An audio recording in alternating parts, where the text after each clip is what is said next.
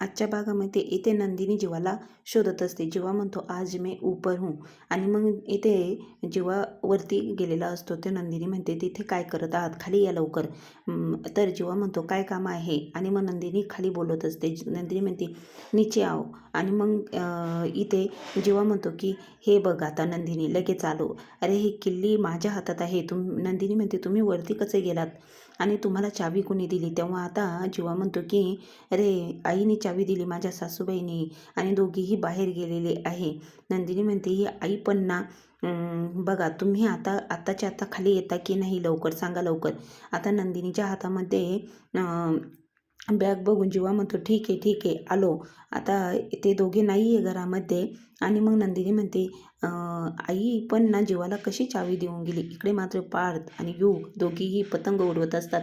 तेव्हा युग म्हणतो दादा लवकर चांगली पतंग उडव. आणि आता पार्थ इथे रम्याची पतंग त्यांना काटायची असते आणि पार्थ म्हणतो आता बघ ह्या रम्याची मजाच येणार आहे. युग म्हणतो अरे आपली काहीतरी कर दादा, रम्याची पतंग काट. तितक्यात आता रम्याची पतंग कटलेली असते आणि युग पार्थच्या गळ्यात पडतो. म्हणते अरे वा कटली रम्याची पतंग. रम्या म्हणते की बघ ना आई, पार्थने माझी पतंग काटली.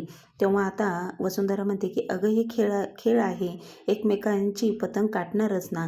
आता इकडे जीवा खाली आलेला असतो. जीवा म्हणतो काय आहे, बोल काय काम आहे आणि या पिशवीत काय आणलेलं आहे. तर नंदिनी म्हणते हे तुमच्यासाठीच आहे आणि हा कुर्ता तर जीवा म्हणतो तू आणला आहे माझ्यासाठी. तेव्हा नंदिनी म्हणते नाही, हा आईंनी दिलेला आहे. आता जीवाला खूपच वाईट वाटत असतं, आईची आठवण येत असते. जीवा रडायला लागतो. तर नंदिनी म्हणते जीवा शांत व्हा आणि मला माहिती आहे मी समजू शकते, तुम्हाला आईची आठवण येते. आता इथे नंदिनी जीवाची समजूत काढत असते. तर जीवा म्हणतो की ठीक आहे घरी नाही आहे पण आईने काळजीने माझ्यासाठी कुर्ता पाठवलेला आहे. नंदिनी तू आपल्या घरी गेली होती. नंदिनी म्हणते हो. आणि मग जीवाला इतका आनंद होतो. तो कुर्ता घेऊन जीवा म्हणतो की अरे पण हा बदलू कुठे, इथे बदलू का. तेव्हा नंदिनी म्हणते इथे नाही बदलायचा.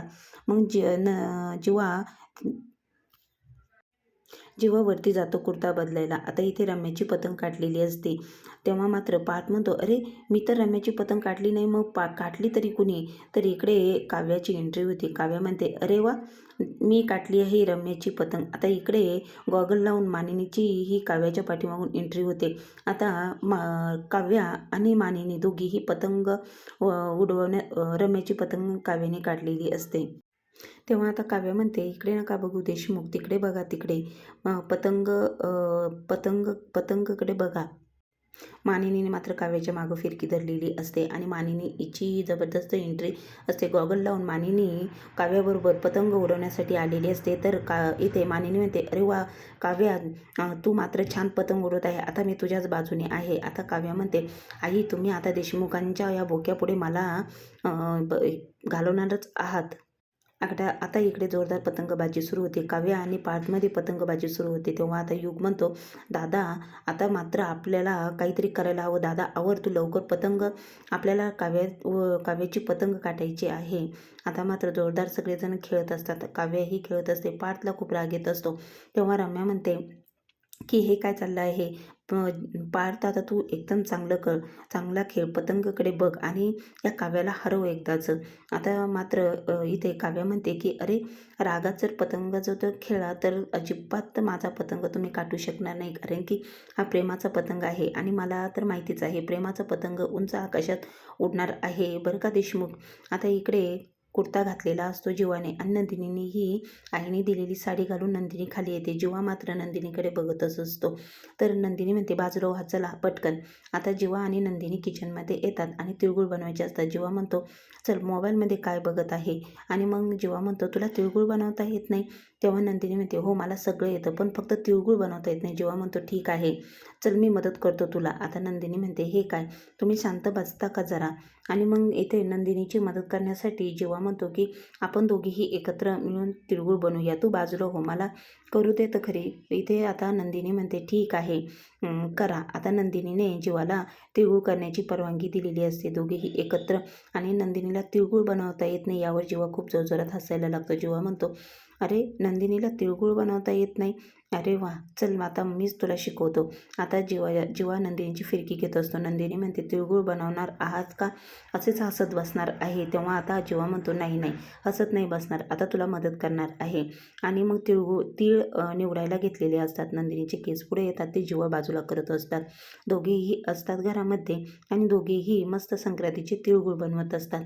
आणि मग जेव्हा आणि नंदिनी आता खरंच एकत्र आलेले असतात आणि दोघंही येथे गुळाचा पाक हलवत असतात आणि दोघेही संक्रांतीचे गोड तिळगुळ बनवत असतात. इकडं मात्र पतंगबाजी सुरू असते आणि कॉम्पिटिशन खूप जोरदार चालू असतं. काव्याची पतंग आकाशात उडालेली असते खूप आणि काव्यामध्ये बघा देशमुख, आता माझी पतंग तुम्ही काढूनच दाखवा.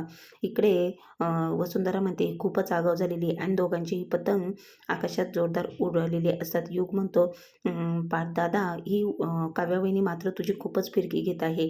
तेव्हा आता मात्र इकडे मानिनी काव्याच्या साईडने आहे आणि पार्थ म्हणतो, आई तू नेमकी कोणाच्या साईडने आहे? ते आल्यापासून तू त्यांचीच बाजू घेत आहे. काव्या म्हणते, चला चला देशमुख, तेव्हा डायलॉग देत असते, नजर हटी दुर्घटना घटी. तेव्हा आता रम्या म्हणते, खूपच आगाऊपणे बोलत आहे तू बरं का काव्या. आता बघ मग कशी पाहताना तुझी पतंग काढतं आहे ते. आता वसुंधरा म्हणते, खूप खरंच ही याचा फायदाच घेत आहे. पार्थचा राग कसा घालवायचा याचा एकही प्रयत्न ही काव्या सोडत नाही आहे, असं वसुंधरा म्हणत असते. तेव्हा मात्र इकडे मानिनी मात्र डायलॉगवर डायलॉग देत असते आणि मानिनीची ही खूप छान साथ आता काव्याला मिळालेली असते. इकडे रम्याचा मात्र खूपच जळफळाट होत असतो आणि पार जोरदार पतंग खेळत असतात आणि दोघांचीही पतंग खूप जोरदार आकाशात उडालेली असते. तेव्हा काव्य म्हणते की देशमुख, माझा कितीही आकाशात पतंग वरती गेला ना तर आपल्या दोघांमधलं नातं काही कमी होणार नाही, आपल्या दोघांमधलं प्रेम काही कमी होणार नाही.